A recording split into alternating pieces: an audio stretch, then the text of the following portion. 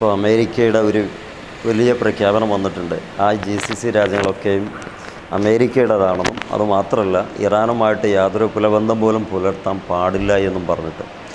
അതിൻ്റെ ഇടയിലാണ് പാകിസ്ഥാൻ ഒരു വിമാനം ഷാർജയിൽ നിന്ന് ടേക്ക് ഓഫായി അത് അവസാനം കാണുന്നില്ല എന്നൊരു വാർത്ത കൂടി വരുന്നത്.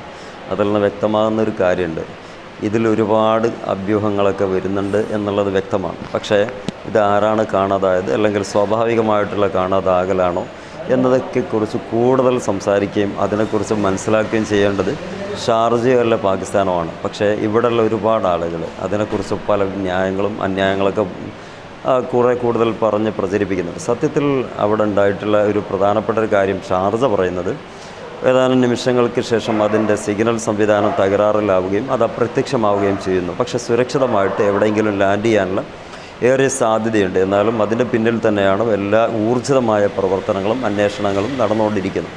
പക്ഷെ അതിനെ കൊട്ടിഘോഷിക്കുന്ന ഒരു വിഭാഗം ആളുകളെ നമ്മൾ കാണാനിടയായി. അമേരിക്കയും ഇസ്രായേലുമാണ് ലോകത്തെ ഏറ്റവും വലിയ സംഭവങ്ങളെന്നൊക്കെ പറയുന്ന ആളുകൾ.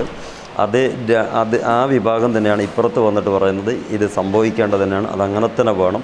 ഞാനും ചോദിക്കട്ടെ, അതിലുമുള്ളത് ഒരുപാട് മനുഷ്യജീവനുകളല്ലേ, അവർക്കല്ലേ നമ്മൾ സപ്പോർട്ട് ചെയ്യേണ്ടത്? ഏതോ രാജ്യത്തെ ആയിക്കോട്ടെ, കുഴപ്പമില്ല. പക്ഷേ ആ യാത്രകൾ ഒരുപാട് സ്വപ്നങ്ങളും മേഞ്ഞിട്ട് യാത്ര ചെയ്യുന്ന ആളുകളാണ്. അവിടെ രാജ്യത്തിൻ്റെ പേരൊന്നും മാറിപ്പോയതുകൊണ്ട് അതിനെ ഇറാൻ തള്ളിയിട്ടതാണ്, അല്ലെങ്കിൽ അമേരിക്ക കൊണ്ട് കുരുതി കൊടുത്തതാണ് എന്നൊക്കെ പറയുന്നതിന് പകരം സ്വാഭാവികമായ ഒരു അനുശോചനങ്ങളും കാണാൻ അല്ലെങ്കിൽ കേൾക്കാൻ നമ്മളൊന്ന് നിൽക്കേണ്ടതല്ലേ? ശരിക്കും എന്താ സംഭവിച്ചതെന്നുള്ള ഈ സമയം വരെ വ്യക്തമല്ല. എങ്കിലും ഒന്നറിയാം, എന്തൊക്കെയോ അസ്വാരസ്യങ്ങളും അപകടങ്ങളെ സാധ്യതകളൊക്കെ തള്ളിക്കളയാൻ പറ്റാത്ത രൂപത്തിൽ അവിടെ ഉണ്ട് എന്നുള്ളത് വ്യക്തമാണ്. അതുകൊണ്ട് തന്നെ ഇനിയെങ്കിലും ഇത്തരം സാഹചര്യങ്ങൾ ഉണ്ടാകുമ്പം വ്യക്തമായിട്ട് നമുക്ക് മനസ്സിലാക്കാം, ഒന്നിനെ തള്ളിയോ പൊള്ളിയോ പറയാതെ കാര്യമായിട്ട് അനുബന്ധമായ കാര്യങ്ങൾ വരുന്നത് വരെ വെയിറ്റ് ചെയ്യുക. അതാണ് എല്ലാവർക്കും നന്നാകുക. അപകടത്തിൽപ്പെട്ട ആ ഒരു ഫ്ലൈറ്റിലെ ജീവനക്കാർക്ക് അല്ല യാത്രക്കാർക്ക് ഒന്നും സംഭവിക്കാതെ തിരിച്ചു വരട്ടെ എന്ന് ആശംസിക്കുക.